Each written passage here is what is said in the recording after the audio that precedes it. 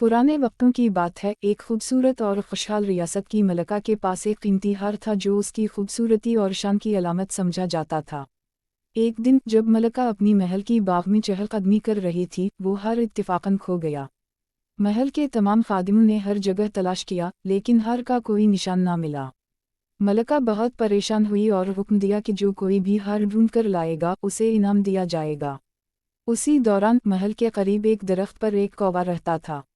वो बहुत चालाक और तेज नज़र रखने वाला था। कौवे ने देखा कि एक सांप अपने बल में कुछ चमकता हुआ ले जा रहा है। कौवे ने गौर से देखा तो वो मलका का हार था।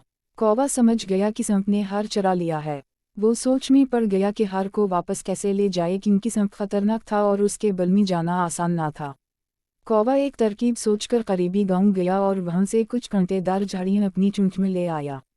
वो उन झाड़ियों को सांप के बल के सामने डालने लगा। सांप बल से बाहर आया तो कौवे ने शोर मचाना शुरू कर दिया और उसके ऊपर चोंच मारने की कोशिश की। सांप परेशान हो गया और हार छोड़कर वहां से भाग निकला। कौवा फौरन हार को अपनी चोंच में पकड़कर महल ले आया और मलका के कदमों में रख दिया। मलका को हार वापस मिला तो वो बहुत खुश हुई। उसने कौवे को इनाम दिया।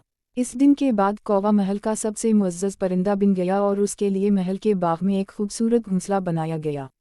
अखलाकी सबक: अक्लमंदी और बहादुरी के ज़रिए बड़े से बड़ा मसला भी हल किया जा सकता है।